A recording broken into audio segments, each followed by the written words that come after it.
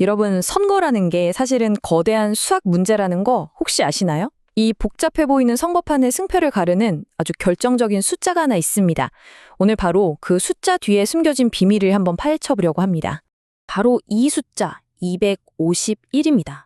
어때요? 그냥 평범한 숫자 같죠?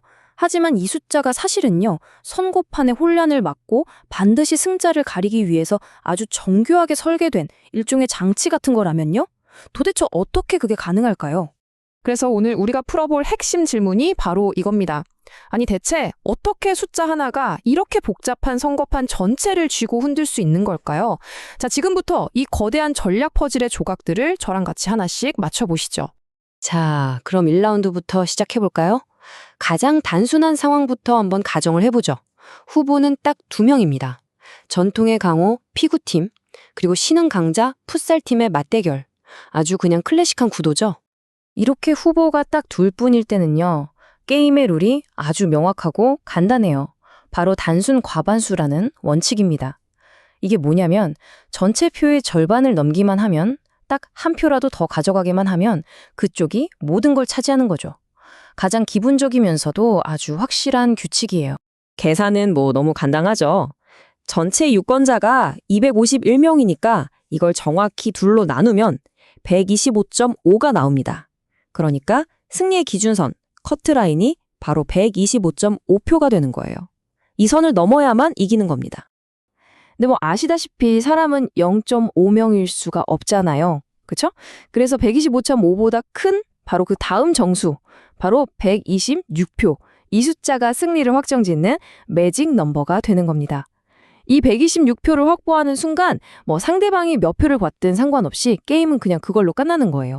자, 그런데요. 바로 여기서 첫 번째 아주 큰 변수가 터집니다. e스포츠라는 아주 강력한 제3의 후보가 딱 등장하면서 지금까지 우리가 했던 모든 계산이 그냥 물거품이 되어버려요. 이제 판이 완전히 새로 짜여야 하는 상황이 온 거죠. 후보가 셋이 되는 바로 그 순간 게임의 목표 자체가 달라집니다. 더 이상 과반수, 그러니까 절반을 넘겨야 이기는 그런 싸움이 아니에요. 이제는 그냥 다른 2명보다 딱 한 표라도 더 받으면 이기는 최다 득표 싸움. 다시 말해 그냥 1등만 하면 되는 게임으로 바뀐 겁니다. 자, 그럼 여러분께 질문을 한번 던져볼게요. 이 새로운 3파전 구도에서 승리를 보장하는 최소 득표수는 과연 몇 표일까요? 126표보다는 훨씬 적을 것 같긴 한데 한번 생각해 보시겠어요? 과연 몇 표가 필요할까요? 이런 문제를 풀 때 가장 좋은 방법은요, 가장 극단적인 상황, 그러니까 표가 제일 공평하게 나뉘는 상황을 가정해 보는 거예요. 자, 251표를 3명한테 똑같이 나눠준다고 생각해보면 각자 83표씩 가져가고 2표가 남네요. 그쵸? 자, 그럼 이제 이 남은 2표가 아주 중요해지는 거죠. 만약에 이 2표가 각각 다른 후보한테 한 표씩 돌아다면 어떻게 될까요? 그럼 득표수가 84표, 84표, 83표가 되죠. 와, 1등이 2명이나 나오는 최악의 도착 상태가 되는 거예요. 이러면 재투표를 하거나 그래야겠죠. 이건 정말 누구도 원하지 않는 시나리오잖아요. 그러니까 84표만으로는 아직 승리를 장담할 수 없다는 얘기가 됩니다. 그래서 어떤 변수가 생기더라도 심지어 남은 2 후보가 손을 잡고 단합을 한다고 해도 절대 나를 이길 수 없는 확실한 단독 1위를 보장하는 숫자, 그게 바로 85표입니다. 내가 85표를 딱 확보하는 순간 남은 표가 어떻게 나뉘든 상관없이 저는 그냥 승리자가 되는 거예요.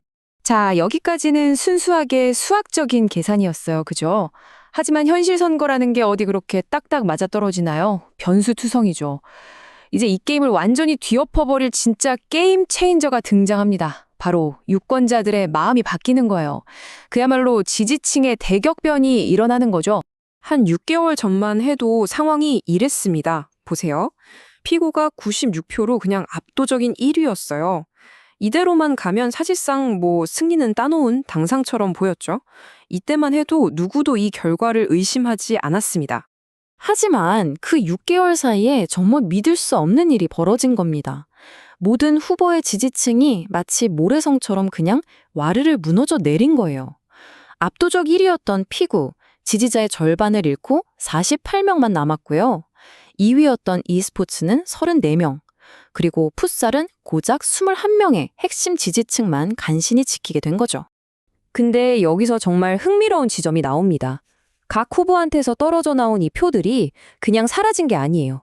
무려 148명에 달하는 어마어마한 무당층, 그러니까 아직 마음을 정하지 못한 유권자 그룹을 형성한 겁니다. 이제 이 선거의 승패는요, 기존 지지층이 아니라 바로 이 148명의 손에 달리게 된 거예요. 진짜 중요한 변수죠. 자, 이제 마지막 라운드입니다. 모든 게 리셋된 이 상황에서 우리는 가장 불리한 후보, 꼴찌 후보의 입장에서 승리 공식을 한번 찾아볼 거예요. 현재 고정 지지층이 21명뿐인 푸살. 과연 이 푸살이 어떻게 이 대역전극을 만들어낼 수 있을지 그 필승 전략을 지금부터 같이 계산해 보겠습니다. 이게 바로 모든 위대한 전략가들이 따르는 기본 원칙이라고 할 수 있어요. 그냥 막연하게 제일 좋은 결과가 나오겠지 하고 바라는 게 아니라 일어날 수 있는 최악의 시나리오를 먼저 딱 설정하는 겁니다. 그리고 그 최악의 상황마저도 이길 수 있는 계획을 세우는 거죠. 그래야만 어떤 변수가 터져도 흔들리지 않는 진짜 필승 전략이 나오는 거거든요. 자, 그럼 풋살 입장에서 최악의 시나리오는 뭘까요? 그건 바로 내가 애써서 끌어오지 못한 무당층 표가 전부 지금 1위인 피구한테 몽땅 쏠리는 상황이겠죠. 자, 그럼 계산을 한번 해봅시다. 풋살이 무당층에서 X표를 얻는다고 가정해볼게요. 그러면 풋살의 최종 득표수는 원래 있던 21표에다가 X를 더한 21 더하기 X가 됩니다. 맞죠? 그럼 피구는 어떻게 될까요? 피구는 자기 핵심 지지층 48표에다가 풋살이 못 가져간 나머지 무당층표, 그러니까 148 빼기 X를 전부 가져가게 되는 거예요. 자, 풋살이 이기려면 어떻게 해야 할까요? 당연히 풋살의 점수인 21 더하기 X가 피구의 점수인 48 더하기 148 빼기 X보다 무조건 커야 합니다. 이 간단한 부등식을 한번 풀어보면요. X는 87.5보다 커야 한다는 결론이 나와요. 그러니까 무당층 148명 중에서 최소한 88표는 반드시 가져와야만 저 최악의 상황에서도 피구를 이길 수 있다는 계산이 나오는 겁니다. 자, 드디어 결론이 나왔습니다. 이제 풋살의 목표는 아주 명확해졌어요. 자신의 핵심 지지층 21표는 기본으로 깔고 저 거대한 무당층으로부터 최소 88표를 끌어와야 합니다. 그렇게 해서 총 109표, 바로 이 숫자만 달성하면요. 다른 후보들이 무슨 전략을 쓰든 남은 표가 어떻게 갈라지든 아무 상관없이 풋살은 스스로의 힘으로 승리를 확정짓게 되는 겁니다. 이것이야말로 수학이 보장하는 완벽한 승리죠. 자, 이제 정말 마지막 비밀을 풀 시간입니다. 우리는 이 모든 게임의 판을 설계한 가장 근본적인 질문으로 한번 돌아가 보려고 해요. 도대체 왜 유권자는 250명처럼 딱 떨어지는 짝수가 아니라 하필 251명이라는 이 애매한 홀수였을까요? 여기에는요, 아주 중요하고도 결정적인 이유가 숨어 있습니다. 바로 이 그림이 모든 걸 설명해 줍니다. 자, 왼쪽을 한번 보세요. 만약에 유권자가 250명, 짝수였다면 125 대 125, 이런 완벽한 동점이 나올 수가 있죠. 그럼 선거는 그냥 교착 상태에 빠지는 거예요. 하지만 오른쪽처럼 251명, 홀수일 경우에는요, 누군가는 반드시 과반인 126표 이상을 얻게 되고 다른 누군가는 125표 이하를 얻게 됩니다. 다시 말해서 수학적으로 완벽한 무승부라는 게 원천적으로 불가능해지는 설계인 거죠. 네, 바로 그렇습니다. 숫자 251은 그냥 단순한 숫자가 아니었던 거예요.